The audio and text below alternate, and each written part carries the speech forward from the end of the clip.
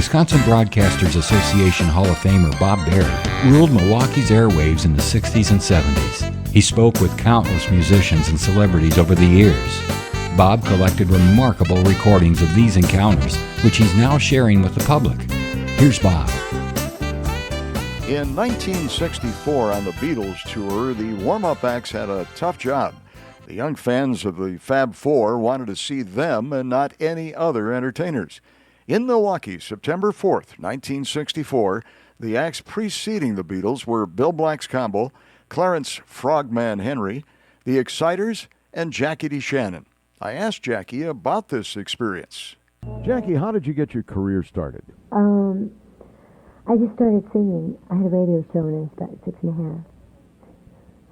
Started out on I figured it was time I was out on my own. I sang religious music to begin with, and I sang at church functions and stuff. You know what you do when you have the bug.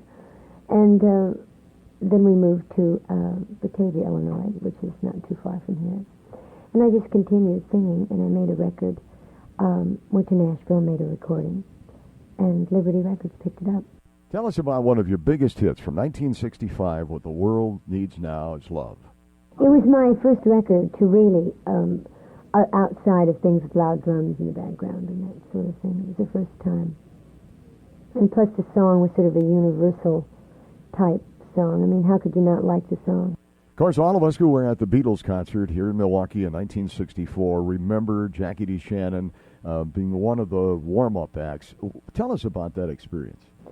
Well, I had two things. I've had two things. The Academy Award show, I think, was probably the biggest because about 72 million people saw me. And I don't know if you could get that big a crowd together again. and the Beatles tour, because we played to people anywhere from 30,000 to 60,000 per night.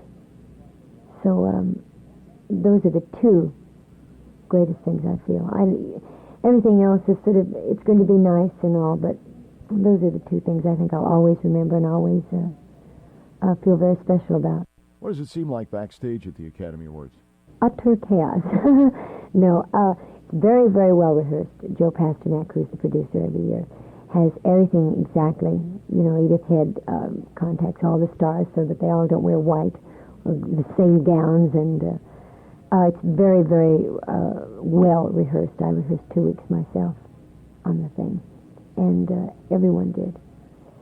But it's so exciting. You have foreign press, and you have local press, and you have people with cameras, and it's just the most thrilling thing you could ever imagine, because I know behind me there was Audrey Hepburn and her husband Mel Ferrer, and then there's Julie Christie and Robert Mitchum, and this sort of, it's just unbelievable. You're in a daze. You just walk to this thing and you see the 39th Annual Academy Awards, and I was just walking around, and I thought, well, after the Beatles, forget it. Nothing's going to impress me.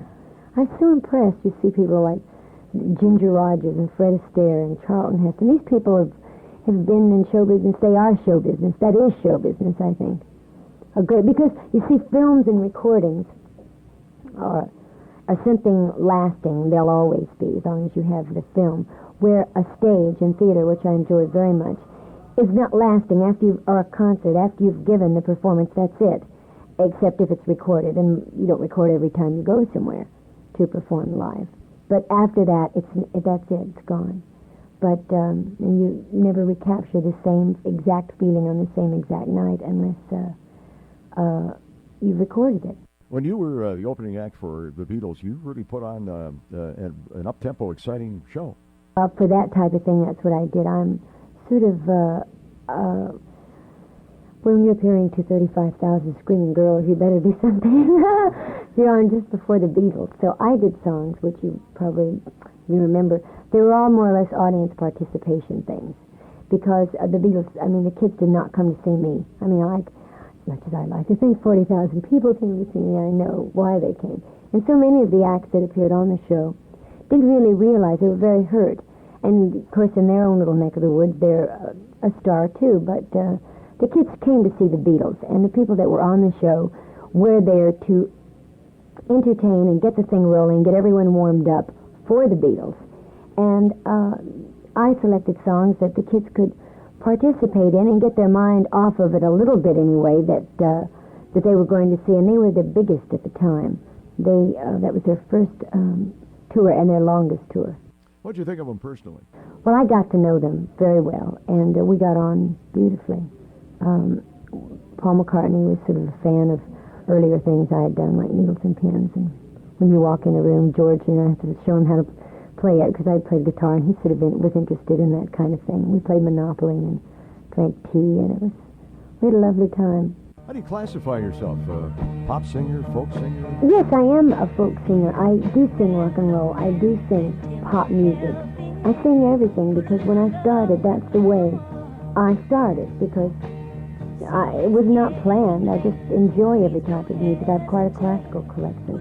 I have quite a jazz collection. And when people think of Jackie DeShannon, that's the way I want them to think. I don't want them to think Jackie DeShannon folk singer, Jackie DeShannon rock and roll. I want them to think of me as a contemporary person, an original person, a performer that has originality, and you can expect it to be that way. Hi, this is Jackie DeShannon. You're listening to Mr. Show Business in Milwaukee. Bob Four. Bob Berry. Thank you for listening to Bob Berry's Unearthed Interviews. Be sure to subscribe and rate our podcast on iTunes or wherever you find your podcasts. You can find all the episodes at WisconsinBroadcastingMuseum.org. Check out Bob Berry's book, Rock and Roll Radio Milwaukee. Book sale proceeds support Angels Kids Fund and Donate Life Wisconsin. The preceding program was made possible by a generous contribution from Terry Bond.